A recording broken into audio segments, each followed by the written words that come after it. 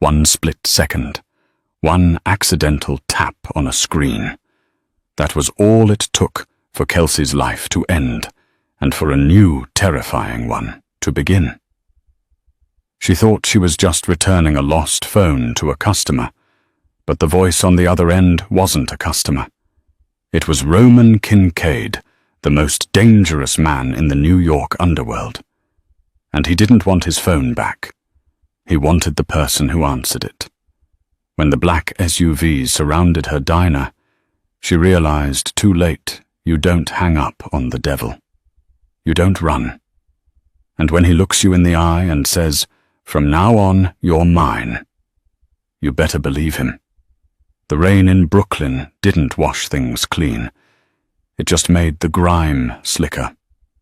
Kelsey Jenkins wiped the counter of the Midnight Fork for the 100th time that night, the smell of stale coffee and lemon disinfectant clinging to her uniform. It was 2:15 a.m. on a Tuesday. The diner was empty, save for the flickering neon sign buzzing outside and the low hum of the refrigerator. Kelsey was 24, tired and drowning in debt. Between her mother's dialysis treatments at Mount Sinai Hospital and the rent on their shoebox apartment in Bushwick, she was working double shifts 6 days a week. She brushed a stray lock of brown hair from her forehead, her eyes drifting to the corner booth.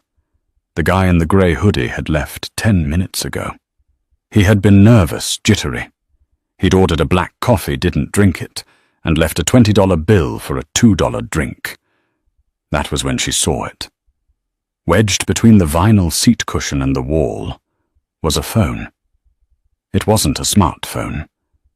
It was a cheap black burner phone, a plastic brick that looked like it belonged in 2005. "Hey, sir!" Kelsey shouted, grabbing the device and running toward the door. She pushed out into the cold rain, scanning the street. Atlantic Avenue was deserted. The tail lights of a sedan were fading around the corner, disappearing into the mist. "Great," she muttered, shivering as the rain soaked her thin apron. "Just great." She walked back inside, drying the phone on her apron. She debated throwing it in the lost and found box, which was mostly full of umbrellas and mittens, but curiosity got the better of her. Who used burner phones anymore? Drug dealers cheating husbands. As if summoned by her thoughts, the phone vibrated. It was a harsh, jarring buzz against the laminate counter. No caller ID, just a flashing green light. Kelsey stared at it. Her instinct screamed, "Don't touch it." It wasn't her business. But what if the guy realized he lost it and was calling to get it back? If she helped him, maybe he'd tip even better than the 20. God knew she needed the money for the electric bill. She pressed the green button and held the plastic against her ear. "Hello. You left your... Did you secure the asset?" The voice on the other end was deep baritone and cold as ice. It wasn't the nervous guy in the hoodie. This voice commanded absolute silence. It was a voice that expected obedience. Kelsey froze. Excuse me." There was a pause, a silence so heavy it felt like the air pressure in the diner had dropped. "Who is this?" the voice asked. The tone had shifted from business to something lethal. I'm the waitress." Kelsey stammered, her hand trembling. "A customer left this phone at the Midnight Fork. I was just answering to, where is the man who had this phone? He left. I don't know where he went. Look, I can just leave it under the mat. Or, listen to me very carefully," the man interrupted. His voice was terrifyingly calm. "Do not hang up. Do not turn that phone off. Do not leave the building." "I'm hanging up," Kelsey said, panic rising in her throat. "I don't want any trouble." "If you hang up, Kelsey Jenkins," the voice said, "my men will be at your mother's apartment on 4th Street before you can dial 911. Kelsey dropped the cleaning rag. Her heart hammered against her ribs like a trapped bird. How do you know my name? I know everything, he replied. You just intercepted a communication meant for a dead man. That makes you a liability. But if you do exactly what I say, you might survive the night. What do you want? She whispered, tears pricking her eyes. Stay right there. I'm coming for you. The line went dead. Kelsey stared at the phone, her breath hitching. She should run. She should call the police. She looked at the diner's landline on the wall. She reached for it, lifting the receiver. No dial tone. She checked her own cell phone in her pocket. No service. A chill went down her spine that had nothing to do with the damp clothes. Outside, through the rain-streaked windows, she saw headlights cut through the darkness. Not one car. Three matte black SUVs pulled up to the curb in perfect formation, blocking the entrance to the diner. The engines idled with a low, predatory growl. Kelsey backed away from the window, retreating behind the counter. She grabbed the handle of the bread knife she used to slice bagels. It felt ridiculously small. The front door chimed a cheerful ding-dong that sounded grotesque in the silence. 2 men entered first. They were giants wearing dark suits that strained against their shoulders. They scanned the room with professional indifference, their hands hovering near their waistbands. Then the 3rd man walked in. He was different. He didn't look like a thug. He looked like a king walking among peasants. He was tall, well over 6 feet, wearing a charcoal 3-piece suit that probably cost more than the entire diner. His hair was dark, swept back, and his eyes were the color of steel. He had a sharp jawline covered in light stubble and a small, jagged scar running through his left eyebrow. He didn't look around. He looked straight at Kelsey. He walked to the counter, his polished shoes clicking softly on the checkered tiles.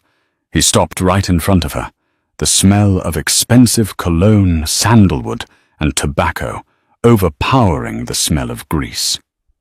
He held out a hand. The phone. Kelsey's hand shook violently as she placed the burner phone in his palm. He slipped it into his pocket without breaking eye contact. Kelsey, he said. It wasn't a question. Please, she whispered, gripping the knife hidden behind the counter. I didn't hear anything. I don't know anything. I just want to go home. He leaned in, placing both hands on the counter, trapping her in his space. His eyes dropped to her name tag, then back to her terrified face. You heard my voice, he said softly, and you're holding a knife behind your back. A serrated bread knife, Wusthof brand, dull blade. Kelsey gasped and dropped the knife. It clattered loudly on the floor. You're smart to be afraid, he said. The man who left that phone was supposed to confirm a shipment of weapons moving through the port of Newark. He didn't. Instead, he panicked and ran. By answering, you inserted yourself into a conversation that implicates the Moretti crime family and the Russian Bratva. Kelsey's knees buckled. I swear I won't tell anyone. I know you won't, he said. He straightened up, adjusting his cufflinks. They were gold, engraved with a crest she didn't recognize. Because dead people don't talk, and missing people don't give interviews. Are you going to kill me? He looked her over, analyzing her like a math problem. Killing you would be easy, but messy. And I'm short on staff. He reached into his jacket and pulled out a leather glove, pulling it on slowly. Grab your coat, Kelsey. Why? He walked around the counter. Kelsey backed up until she hit the soda machine. There was nowhere left to go. He stopped inches from her. She could feel the heat radiating off him. He was terrifyingly handsome and utterly lethal. He reached out his gloved hand, brushing a stray hair from her cheek. His touch was surprisingly gentle, which made it all the more horrifying. "You answered the call," he whispered, his voice vibrating in her chest. "You stepped into my world. There are no exits here." He leaned down, his lips brushing her ear. "From now on, you're mine." The ride in the back of the SUV was silent, deadly silent. Kelsey sat squeezed between the door and the man whose name she would soon learn was Roman Kincaid. The windows were tinted so dark that the city outside was just a blur of lights. She had tried to protest, tried to scream as they escorted her out of the diner. But one look from the massive bodyguards men, Roman called Luca and Silas, had frozen the scream in her throat. They hadn't dragged her. They hadn't tied her up. Roman had simply held the door open for her, and the implication was clear. "Get in, or we visit your mother." Now the leather seat felt like cold skin against her legs. She clutched her purse to her chest, her knuckles white. "Where are you taking me?" she asked. Her voice sounded small, pathetic. Roman didn't look up from his tablet. The blue light illuminated the sharp angles of his face. "Somewhere safe, for now." "I have a shift tomorrow morning," she said, the absurdity of the statement hanging in the air. "My boss, Jerry, he'll call the cops if I don't show up." Roman swiped a finger across the screen. "Jerry fits 19 boxes of illegal Cuban cigars in the back of his freezer every month to avoid taxes. Jerry isn't calling the police on anyone." Kelsey stared at him. "Who are you?" He finally turned to look at her. In the dim light of the car, his eyes seemed darker, almost black. "I am the reason the city functions, Kelsey. I am the reason the garbage gets picked up the ports, stay open, and girls like you don't get mugged walking home at 3 a.m. I am the necessary evil." "You're a mobster," she whispered. A faint smirk touched his lips. "We prefer businessman. I'm Roman Kincaid. You may have seen my name on the new library downtown." Her jaw dropped. Roman Kincaid. The philanthropist, the real estate mogul. He was on the cover of Forbes last month, and he was currently kidnapping her. "You can't keep me," she said, trying to summon some courage. "People will notice. Your mother, Martha Jenkins, is currently asleep at the dialysis center. She thinks you picked up an extra shift catering a private event in the Hamptons. I had my assistant call her 10 minutes ago, pretending to be the agency coordinator. The pay is triple your normal rate." She was quite relieved. Kelsey felt a wave of nausea. "You stayed away from her." "I am paying for her treatment as of tonight," Roman said calmly, as if discussing the weather. "Her medical debt has been transferred to one of my holdings. You now work for me to pay it off." "I didn't agree to that." "You answered the phone," he repeated, his voice hardening. "In my world, ignorance is not a defense. That phone call triggered a GPS signal that alerted my enemies to a location I needed to keep secret. By the time I realized it was a waitress and not a traitor, the signal was out. If I let you go, the Russians will find you within the hour. They will torture you to find out what you know, and when they realize you know nothing, they will kill you just to send me a message." He leaned closer, the scent of sandalwood filling her senses again. "I am not kidnapping you, Kelsey. I am saving your life. But my protection comes with a price." The car slowed down, turning onto a gravel driveway. The gates were massive wrought iron, topped with gold spikes. They opened slowly, revealing a sprawling estate that looked more like a fortress than a home. It was modern, all glass and concrete, perched on the edge of the Hudson River, isolated from the rest of the world. "What price?" she asked, her voice trembling. The car stopped. The bodyguard Luca opened the door. Roman stepped out, then offered his hand to her again. Total obedience. Kelsey looked at his hand. It was a deal with the devil. But if what he said about the Russians was true, and the gun she had glimpsed in his jacket suggested it was, she had no choice. She took his hand. His grip was firm, possessive. He pulled her out of the car, not letting go, even when she was standing on the gravel. "Welcome home, Kelsey," he said. They walked toward the massive oak double doors. The house was cold, minimalist, and intimidating. White marble floors, abstract art that looked like violent slashes of red paint, and silence. So much silence. "Silas!" Roman barked without turning around. "Take Miss Jenkins' coat, set her up in the East Wing, the guest suite." "The one with the locking mechanisms, boss?" Silas asked, his voice gravelly. Roman paused. He looked down at Kelsey. She was shivering not from cold, but from adrenaline. "Yes," Roman said, his eyes locking onto hers. "She is a flight risk." "I'm right here." Kelsey snapped, a spark of anger cutting through the fear. "Stop talking about me like I'm a package." Roman raised an eyebrow. He seemed amused. "You are a package, Kelsey. You are a package that holds the encryption key to a $20 million deal. You just don't know it yet." "What are you talking about?" "The phone," he said. "It scans biometrics, voice recognition. When you spoke, it recorded your voice print. The system locked.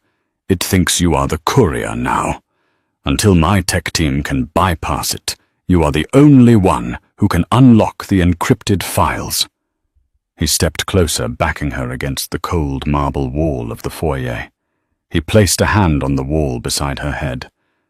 "So you see," he murmured, his face inches from hers. "I can't let you go. You are literally the key to my empire right now." He reached out and touched her chin, tilting her face up. His thumb brushed over her lower lip. Kelsey's breath hitched. For a second she thought he was going to kiss her. The tension was electric, terrifying, and confusing. "Get some sleep," he said abruptly, pulling away. "Tomorrow we begin." "Begin what?" she asked breathlessly. "Reshaping you," he said, turning his back and walking toward the staircase. "If you are to survive being by my side, you cannot be a waitress anymore. You need to be a queen." He stopped at the first landing and looked back. "And Kelsey, yes, don't try to run. The dogs are faster than you, and they haven't been fed." Kelsey woke up to the smell of fresh espresso and the feeling of thread counts she couldn't afford to imagine, let alone buy. The room was vast, bathed in the morning light reflecting off the Hudson River. She sat up, the silk sheets pooling around her waist. For a fleeting second, she forgot. Then the memory of the gun, the black SUV, and Roman's cold declaration crashed back into her mind. "From now on, you're mine." She scrambled out of bed, rushing to the floor-to-ceiling windows. Below, on the manicured lawn, she saw Luca patrolling with a German shepherd that looked more wolf than dog. There was no way out. The door to the bedroom opened. Kelsey spun around, grabbing a heavy crystal vase from the nightstand. It wasn't Roman. It was a severe-looking woman in a grey suit holding a garment bag. "Put the vase down, Miss Jenkins," the woman said, her voice dry. "It's a Ming Dynasty original. If you break it, you'll add another $40,000 to your debt." Kelsey lowered the vase, but didn't let go. "Who are you?" "I am Mrs. Gable, house manager. Mr. Kincaid requires your presence in the study in 30 minutes. You are to shower and dress." She hung the bag on the wardrobe door. "Do not keep him waiting. He is in a foul mood this morning, Mrs. Gable left as quickly as she had arrived. Kelsey opened the bag. Inside, was a dress that looked like it belonged on a runway, a structured crimson sheath dress by Versace, tailored to perfection. Next to it were matching heels and a set of diamond stud earrings. "I'm not his doll," Kelsey muttered, throwing the dress onto the bed. She showered, scrubbing the diner grease from her hair, but refused to put on the dress. Instead, she put her dirty uniform back on the stained apron, the jeans with the hole in the knee, and her worn-out sneakers. When she walked into the study 30 minutes later, the air in the room shifted instantly.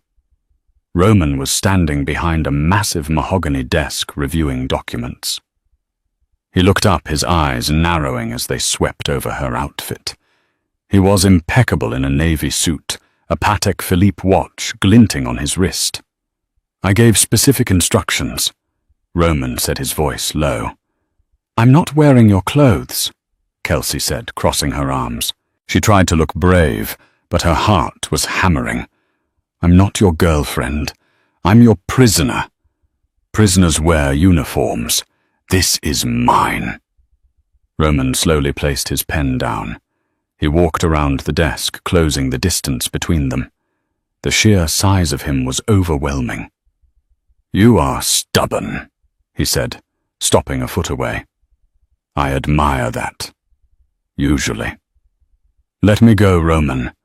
I won't tell the Russians anything." "The Russians know you have the voice key," Roman said. "My security team intercepted a chatter on the dark web an hour ago. Nikolai Volkov, the head of the Bratva, has put a $5 million bounty on your head. Alive." Kelsey's blood ran cold.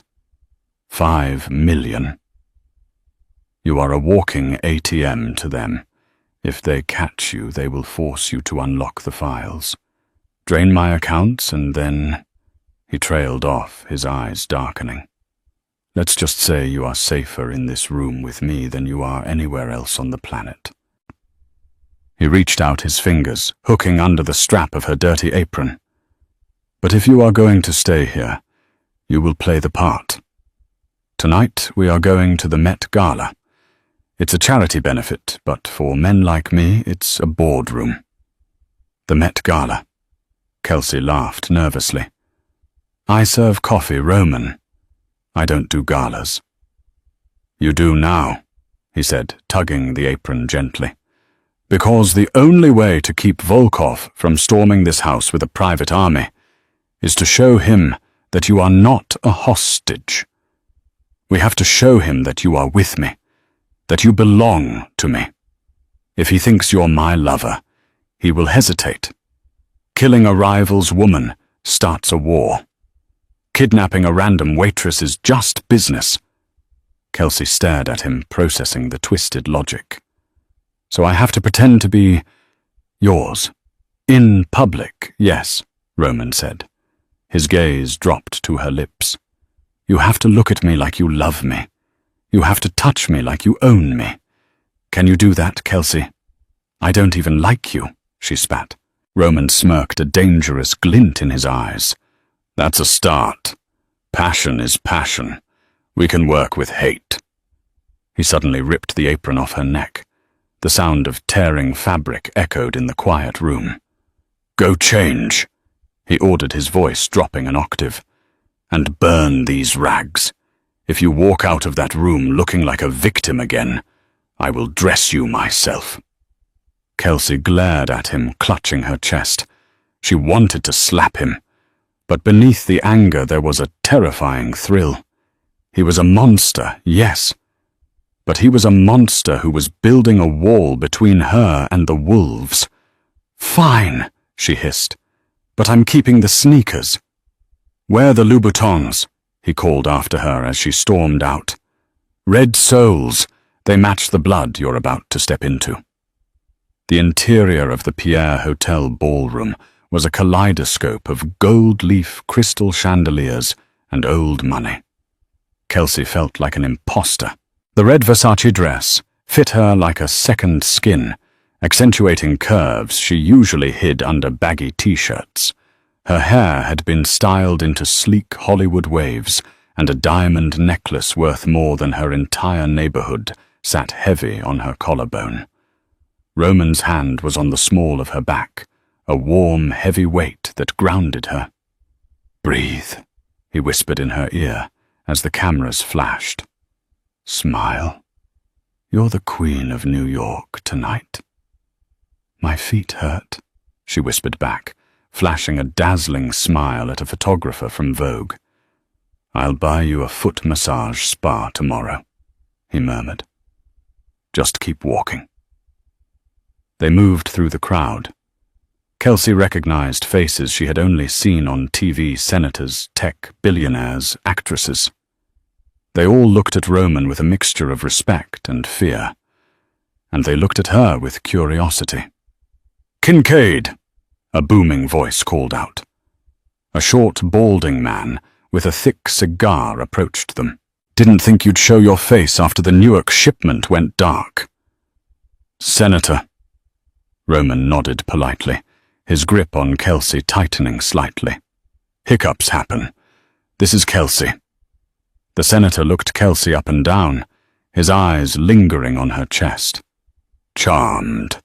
Didn't know you had a soft spot, Roman. Usually your dates are temporary." "Kelsey is not temporary," Roman said, his voice turning steel hard. "She is the future." Kelsey felt a blush rise to her cheeks. He was a good liar. "Enjoy the evening," Roman said, steering her away. They reached the bar. Roman ordered a whiskey neat. Kelsey asked for water. "You're doing well," Roman said, taking a sip. "But relax your shoulders. You look like you're waiting for a fight." "I am," she muttered. "You said a Russian hit squad wants me." "Not here. Too many witnesses. This is neutral ground." "Is that him?" Kelsey asked, freezing. Across the room, standing near a towering ice sculpture, was a man. He was pale with white blonde hair and eyes that looked like shattered glass. He was watching them. He raised a glass of vodka in a mock toast. "Nikolai Volkov." Roman confirmed, his jaw tightening. "Don't look at him." "He's coming over," Kelsey whispered. Volkov moved through the crowd like a shark in water. The people parted for him, sensing the danger. He stopped in front of them. "Roman," Volkov said, his accent thick and heavy. "And the mystery woman, the voice on the line." "Walk away, Nikolai," Roman warned. "She is beautiful," Volkov said, ignoring him. He reached for Kelsey's hand. Roman stepped in front of her, blocking him. The tension in the air was so thick it was suffocating. The music seemed to fade away. Security guards from both sides, tensed up hands moving inside jackets. "Touch her," Roman said softly, "and I will burn Moscow to the ground." Volkov laughed, a dry, humorless sound. "Always so dramatic, Kincaid. I just wanted to introduce myself. I'm a businessman like you." Perhaps the girl would prefer a better offer. "I pay well for unlocking services." Kelsey stepped out from behind Roman. She knew men like Volkov. She had served them at the diner, the ones who thought money bought permission. "I'm not for sale," Kelsey said, her voice steady despite her fear. "And I don't like vodka." Volkov's eyes widened slightly, surprised by her boldness. Then he sneered. "A waitress with a tongue. How quaint. Enjoy your night, Roman. The ride home is always the most dangerous part." He turned and walked away. "You shouldn't have provoked him," Roman said, but there was a hint of pride in his voice. "I wasn't going to let him talk to me like cattle," she retorted. "Come on," Roman said, checking his watch. "We're leaving. Now." "Why, the main speech hasn't started." "Volkov just gave the signal," Roman said, scanning the room. "He said the ride home. That's a threat. He's not waiting for us to leave the city. He's going to hit us tonight." They moved toward the exit, moving fast. As they passed the kitchen service doors, Kelsey stopped. "Wait," she said, grabbing Roman's arm. "We don't have time. Look at that waiter," she whispered, nodding toward a man holding a tray of champagne flutes near the side exit. "The one with the scar on his neck. What about him? He's holding the tray with his left hand, but his right hand is hovering over his waistband. And he's wearing Magnum tactical boots. Waiters wear non-slip dress shoes. I know. I buy them." Roman looked. He saw the boots. He saw the posture. "Smart girl," Roman breathed. "That's a hit man." Roman grabbed her hand. "Change of plans. We're not taking the side exit. We're going through the kitchen." As they turned, the waiter saw them. He dropped the tray. The sound of shattering glass was followed immediately by the pop, pop, pop of a suppressed pistol. "Down!" Roman roared. He tackled Kelsey to the ground as a bullet shattered the marble pillar behind where her head had been a second ago. Screams erupted in the ballroom. Chaos ensued. "Move!" Roman yelled, pulling her up. They sprinted into the kitchen. Roman pulling a sleek black handgun from his tuxedo jacket. "You brought a gun to a charity gala," Kelsey yelled, running in heels. "I bring a gun to the shower. Kelsey, keep moving." The kitchen was a labyrinth of stainless steel and terrified staff. Roman moved with military precision, shoving Kelsey behind industrial ovens as he fired back at the two men chasing them. They burst out into the back alley. The rain had returned heavy and cold. "Luca!" Roman shouted into his earpiece. "Alleyway, now!" One of the black SUVs screeched around the corner, tires smoking. The back door flew open. "Get in!" Roman shoved Kelsey inside and dove in after her. "Go, go, go!" Roman screamed at the driver. The SUV peeled out, fishtailing on the wet asphalt. Behind them, another car. A grey sedan roared in pursuit. Kelsey was hyperventilating. She was soaked, her beautiful dress ruined, her knees scraped. Roman was reloading his weapon, his face a mask of concentrated rage. "Are you hit?" he asked, scanning her body.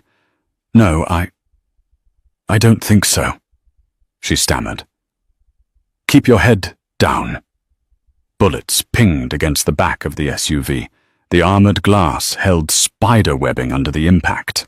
"They have automatic weapons," Luca shouted from the front seat. "Boss, they're trying to box us in." They were speeding down Fifth Avenue, weaving through traffic. The chase was like something out of a movie, but the fear was metallic and real in Kelsey's mouth. "Give me the phone," Roman demanded, holding out his hand. "The burner." Kelsey fumbled in her purse. "Why?" "Volkov is tracking the signal. That's how they found the exact exit. I need to kill it." "But you said the data." "To hell with the data," Roman roared. "I'm not losing you." He grabbed the phone, rolled down his window, and hurled the device out onto the street. It shattered against the pavement, disappearing under the wheels of the chasing car. "There!" Roman yelled. "No signal, Luca, lose them." Luca yanked the wheel hard to the right, drifting into a narrow side street in Chelsea. The SUV bounced over a curb. The pursuing car missed the turn, skidding past them. Silence returned to the car, broken only by the heavy breathing of the men and Kelsey's quiet sobs. Roman sat back, running a hand through his wet hair. He looked at Kelsey. She was shaking violently. He didn't speak. He simply reached out and pulled her across the seat, burying her face in his chest. His arms wrapped around her, tight and unyielding. "I've got you," he murmured into her hair. "I've got you." Kelsey didn't fight him this time. She clung to his wet tuxedo jacket, listening to the frantic beat of his heart. It was beating as fast as hers. Why? She whispered, pulling back to look at him. Why did you throw the phone?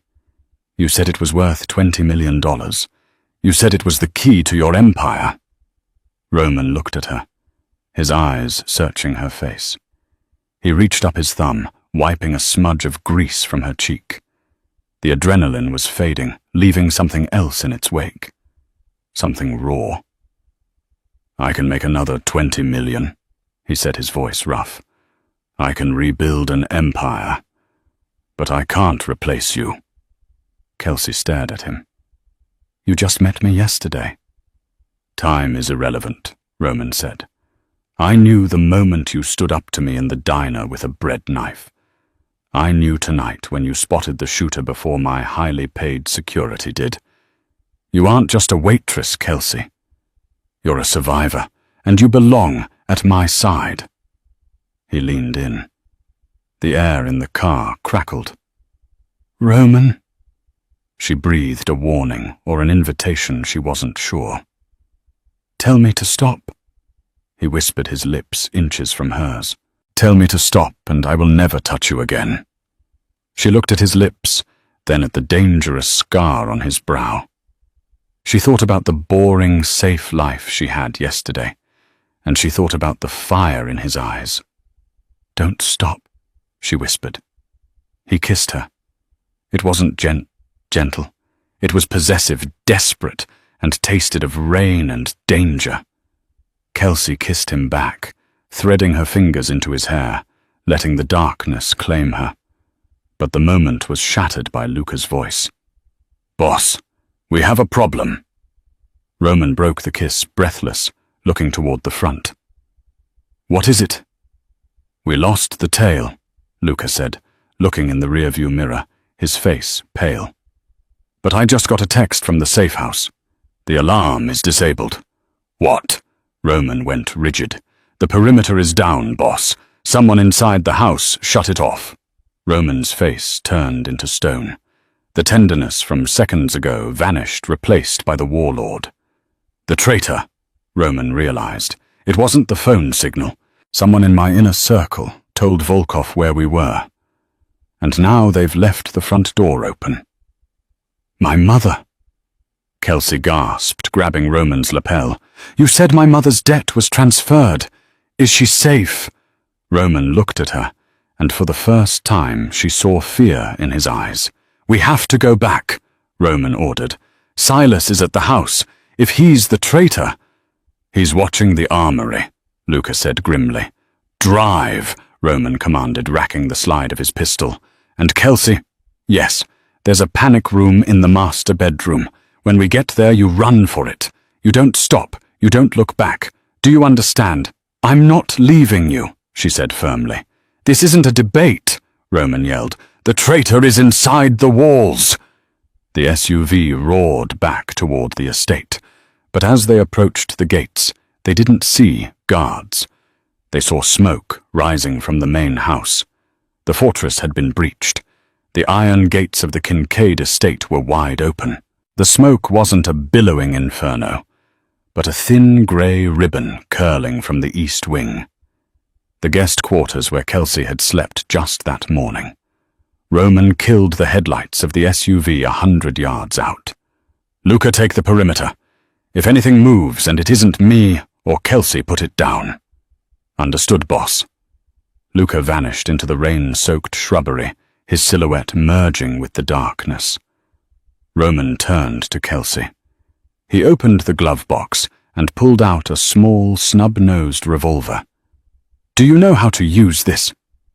Kelsey's hands were shaking, but she took the cold metal. Point and squeeze. Point and squeeze, Roman confirmed.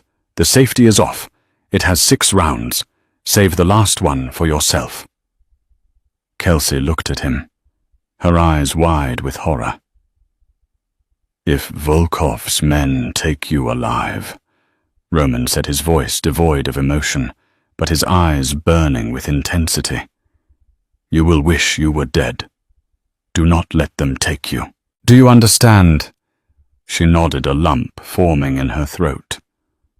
I understand. Stay behind me. Step where I step. They moved towards the house, using the shadows of the hedges for cover. The rain masked the sound of their footsteps. The front door was ajar, swinging slightly in the wind. The silence was heavier than the gunfire had been. It was the silence of a graveyard. They entered the foyer. The white marble floors were streaked with mud and something darker. Mrs. Gable. Kelsey gasped, spotting a figure slumped against the stairs. Roman moved instantly, checking the house manager's pulse. She's alive, unconscious, blunt force trauma. He signaled for silence. From the upstairs landing, voices drifted down, Russian, crude laughter, and a familiar voice speaking English. He'll come back. He's too arrogant to leave the girl and run. Kelsey froze. She knew that voice. It wasn't Volkov. It was Silas, Roman's other bodyguard, the man who had taken her coat, the man Roman trusted with the armory. Roman's jaw tightened until a muscle feather in his cheek jumped. The betrayal cut deeper than any knife. Silas had been with him for 10 years. Upstairs, Roman mouthed. They crept up the floating staircase. Kelsey gripped the revolver with both hands, her heart pounding against her ribs like a sledgehammer. She wasn't a soldier. She was a waitress who worried about tips and rent. But looking at Roman's broad back, seeing the lethal focus in his movement, something shifted in her. She wasn't just surviving anymore. She was angry. Angry at Volkov.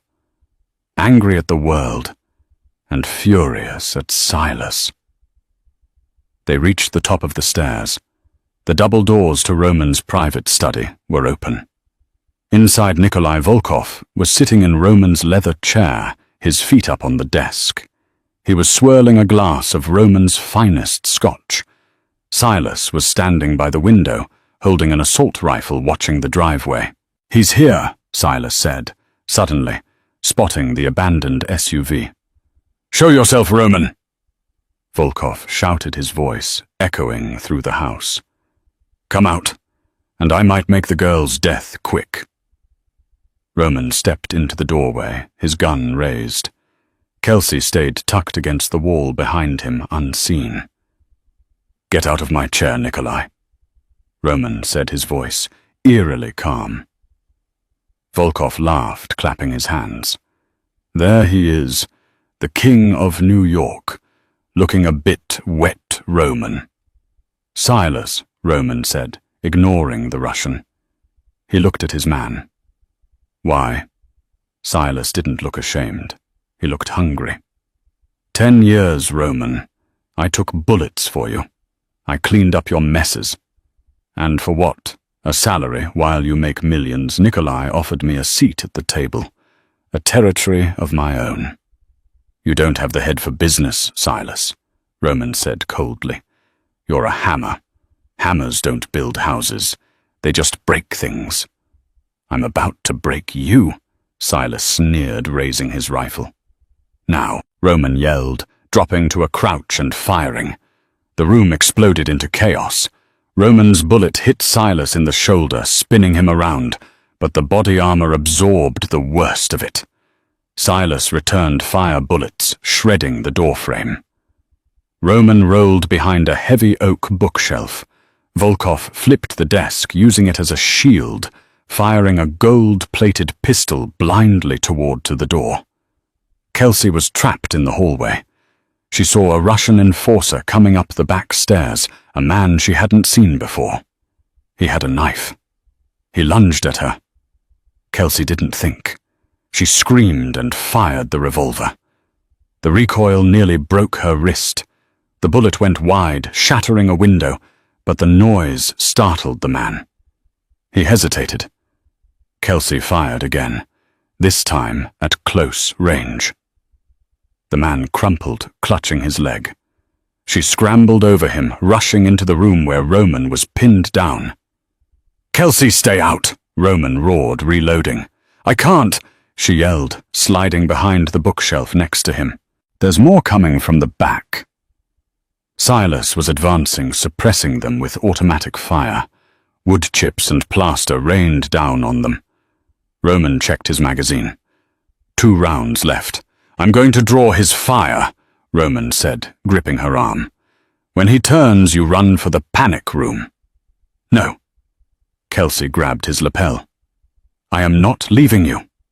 "Kelsey, listen to me." "No, you listen," she snapped, her eyes blazing. "Silas is wearing body armor. You can't shoot him in the chest, but he's not wearing a helmet." Roman looked at her, stunned by her tactical clarity in the middle of a firefight. "Distract him," Kelsey whispered, handing Roman her revolver. "I have an idea." "This is insanity."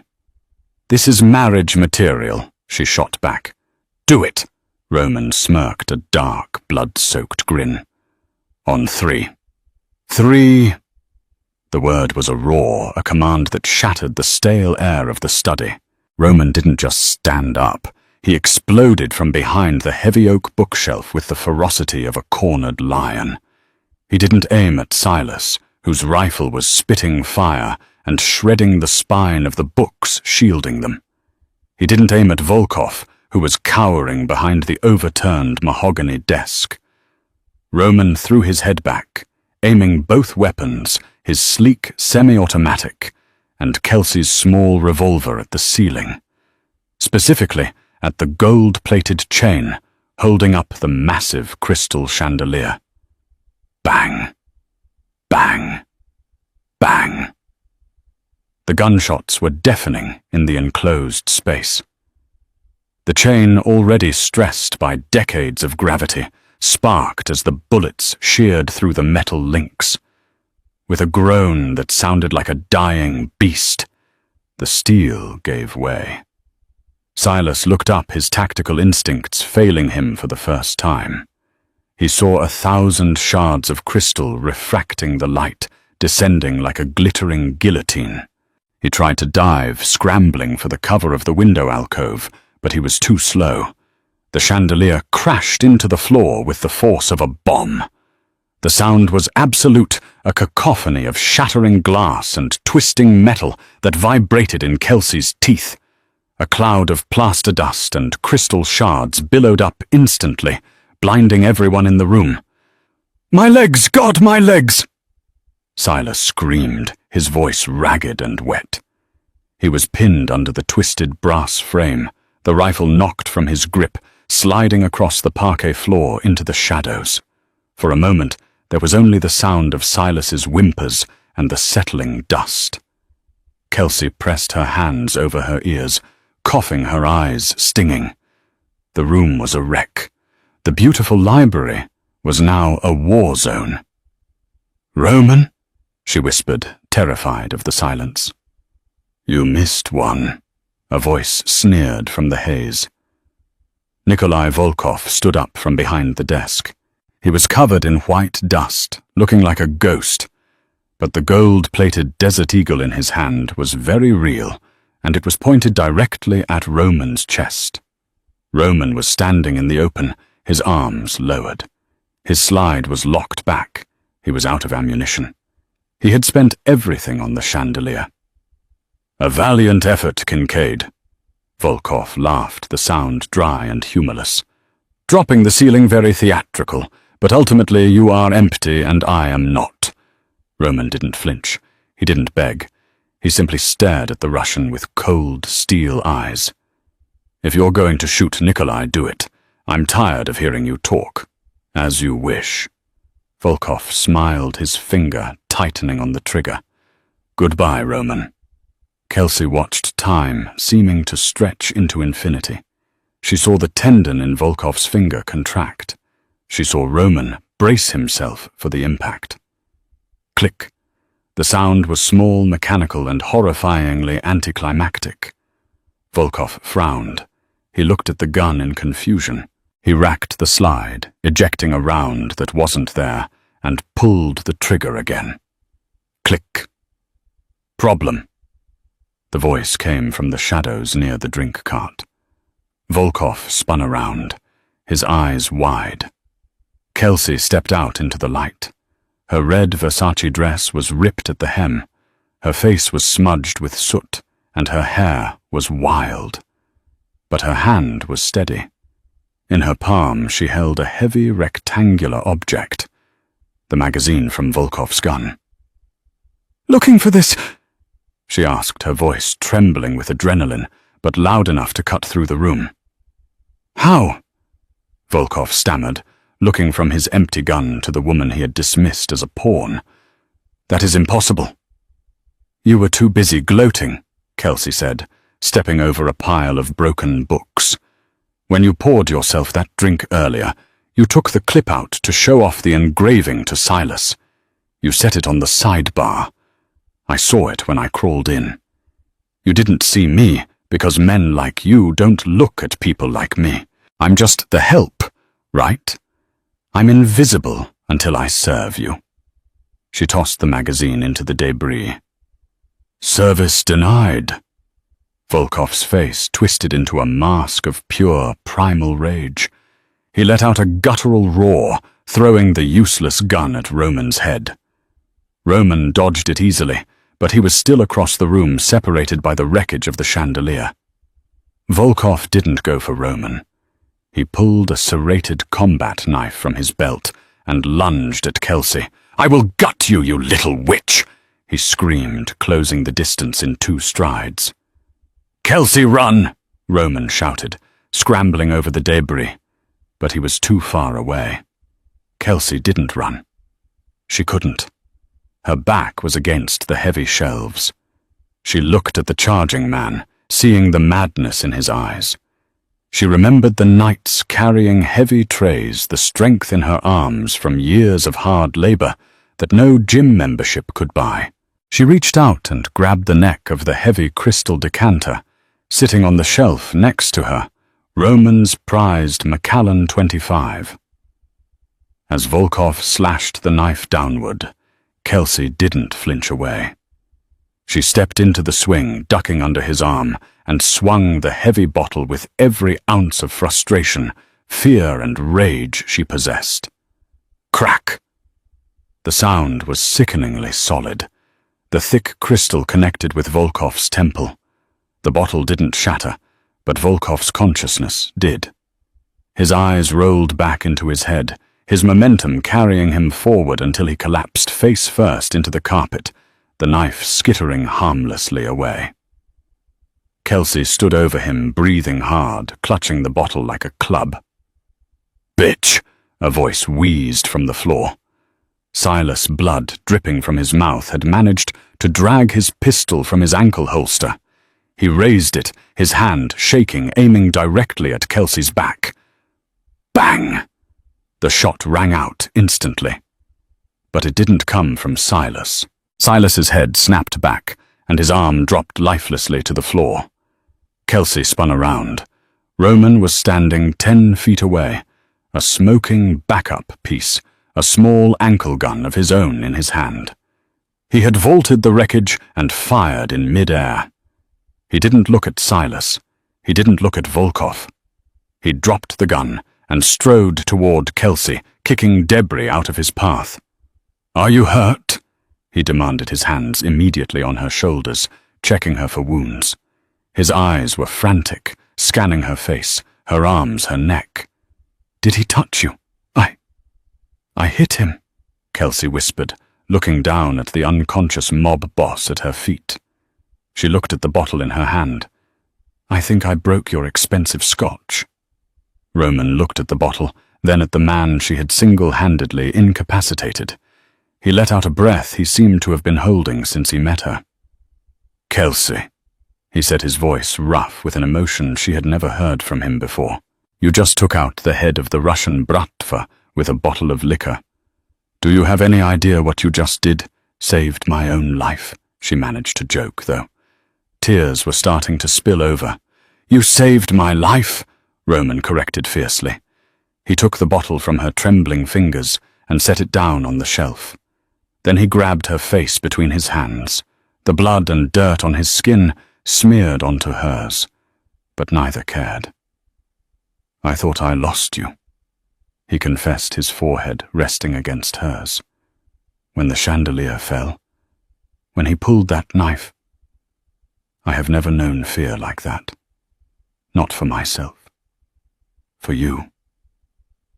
"I told you I wasn't leaving," Kelsey sobbed finally, letting the terror go.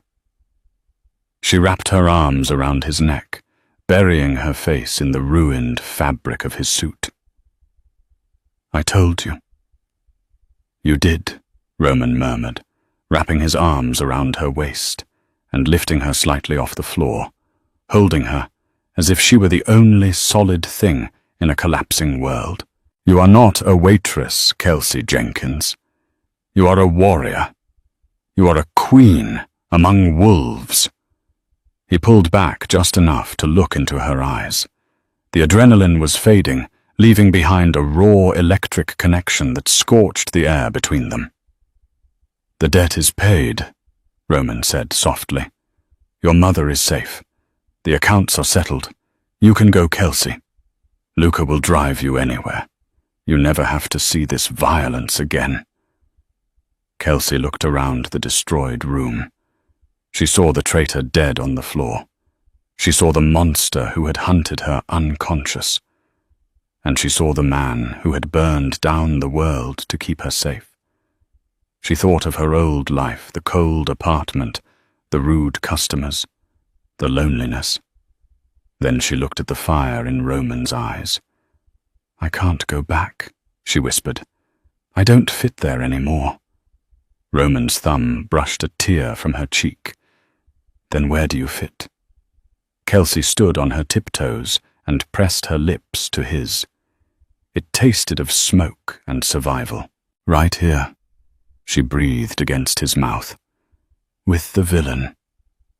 Roman smiled, and it was the most dangerous, beautiful thing she had ever seen.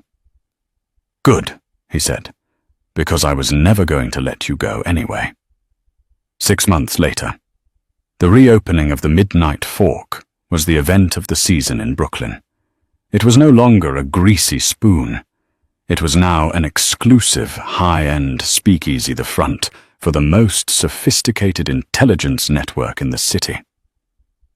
Kelsey walked through the kitchen, checking the prep stations. She wore a tailored black suit, her hair sharp and professional. The staff didn't look at her with pity anymore. They looked at her with reverence. She walked out into the dining room. Jerry, her old boss, was sweeping the floor. Roman had bought the building and offered Jerry a job as the janitor. He was terrifyingly polite to Kelsey now. "Miss Jenkins," Jerry mumbled, keeping his head down. "Floors are clean." "Good work, Jerry," she said, coolly, not breaking stride. She walked to the back booth, the same booth where she had found the phone. Roman was waiting for her. He stood up as she approached, pulling out her chair. "How is business?" he asked, pouring her a glass of wine. "The shipments are secure," Kelsey said, sitting down. "And the Russians are quiet. Volkov sent the peace treaty this morning. He knows better than to cross us again." Roman took her hand across the table. His thumb traced the diamond ring on her finger, a rock so big it practically had its own zip code. "You know," Roman said, his eyes dancing with amusement, "I still need to find a new waitress. The service here is terrible." Kelsey smirked, leaning forward. "Be careful, Mr. Kincaid. The last waitress you hired ended up taking half your empire." "She didn't take it," Roman corrected, bringing her hand to his lips. "I gave it to her, because she was the only one strong enough to hold it." He raised his glass. "To wrong numbers." Kelsey clinked her glass against his. "To right answers." Outside, the rain began to fall on Brooklyn, but inside everything was warm, golden, and untouchable. The waitress was gone. The queen had arrived, and the king was right where he belonged, in the palm of her hand. Wow, what a journey. From a struggling waitress to the queen of the underworld. Kelsey proved that sometimes one mistake can change your destiny forever.